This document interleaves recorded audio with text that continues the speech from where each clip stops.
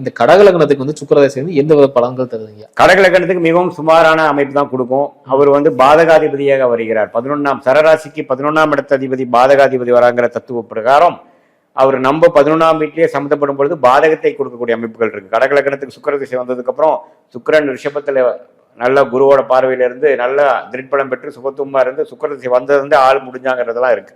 So பாதகத்தை பண்ணிடும். மற்றபடி வேற இடத்துல இருந்து சனி செவ்வாய் பார்வையில அது மாதிரி தாக்கத்தில் இருக்கும் பொழுது அந்த சுபத்துவம் குறையும் பொழுது பாதகத்தை செய்ய முடியாத நிலைமையில் இருப்பார். பொதுவாக சுக்கிரன் வந்து 4ஆம் வீட்டுக்கும் 11ஆம் வீட்டுக்கு கைப்பேறினால கடகலக்கணம் சுக்கிரன் வரும்பொழுது இடம், வீடு, வண்டி, வாகனம், தாயாருக்காக சில மெனக்கெடுதல், லோன் போட்டு வாங்குறது, வீட்டுக்கு அதிக முக்கியத்துவம் கொடுக்கறது, அதனாலேயே அதே ஒரு பெரிய ஃபோக்கஸாக பண்றது, அது மாதிரி விஷயங்கள்லாம் உண்டு. பொதுவாக பார்த்தீங்கன்னா இது மாதிரி அதோட கார்த்தும் ஆகிய வண்டி வாகனம் அது மாதிரி விஷயத்த அதிகமாக கொடுப்பார் ஒழிய பெரிய பலத்தை யோகத்தை கொடுக்க முடியாது. அதே ஒரு சந்திர யோகம் ஒரு பௌர்ணமி அன்னைக்கு பிறந்த அந்த பௌர்ணமி சந்திரனின் பார்வை பெற்ற சுக்கிர திசையா வரும் பொழுது அருமையான பலன்கள் இருக்கு. லக்னத்திலேயே சுக்கிரன் இருந்ததுன்னா ஜாதகர் கலை உணர்வோடு இருப்பார், நல்லா இருப்பார்.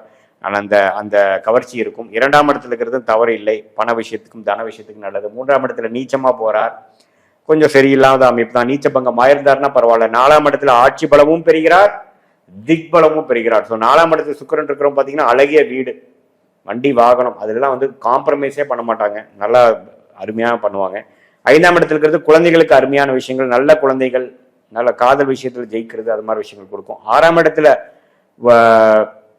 சுக்கிரன் இருக்கும் பொழுது பார்த்தீங்கன்னா அம்மாவுக்கு சில பிரச்சனைகள், அதே சமயத்தில் இடம் கடன் போட்டு கடன் வாங்கி வீடு கட்டுறது, அது மாதிரி விஷயங்கள், கடன் பிரச்சனைகள், சிக்கல்கள் கொஞ்சம் கொடுக்கும். 7ஆம் இடத்துல இருக்கிறது காதல் திருமணம் ஆகக்கூடிய அமைப்புகள் கொடுக்குது. ஏன்னா 7ஆம் இடத்துல சுக்கிரன் நட்பு வீட்டில் இருக்கிறார், சுக்கிரதசை நடக்கிறப்போ யோகமான விஷயங்கள் இருக்கு. 8ஆம் வீட்டில் இருக்கிறப்போ மறைமுக இன்கம், வெளிநாடு போகிறது, வெளிமாநிலம் போகிறது, டிராவலிங் அதிகமாக கொடுக்கும், ஷேர் மார்க்கெட் அது மாதிரி விஷயங்கள் கொடுக்கும். 9ஆம் இடத்துல உச்சம் பெறுகிறார், அதுவும் தவறு இல்லை, அப்பா ஸ்தானத்துக்கு நல்லது, பூர்வீகத்துக்கு நல்லது. சுக்கிரதசை நடக்கும்போது வண்டி, வாகனம், பெரிய வீடு அதெல்லாம் நம்ம கிடைக்கக்கூடிய அமைப்பு, ஏன்னா அதோட காரத்துவம் நமக்கு கிடைக்கும். ஸோ எப்பவுமே சுக்கிரன் சுபகிரகம் வந்து உச்சம் பெறுவது, ஸ்தான பலம் பெறுவது எப்பவுமே நல்லது. பாவகிரகம் தான் ஸ்தான பலம் உச்சம்லாம் பெறக்கூடாது, அப்படி பெற்றாலும் மறைந்து தான் பெற வேண்டும். 6, 8 அப்படிதான்.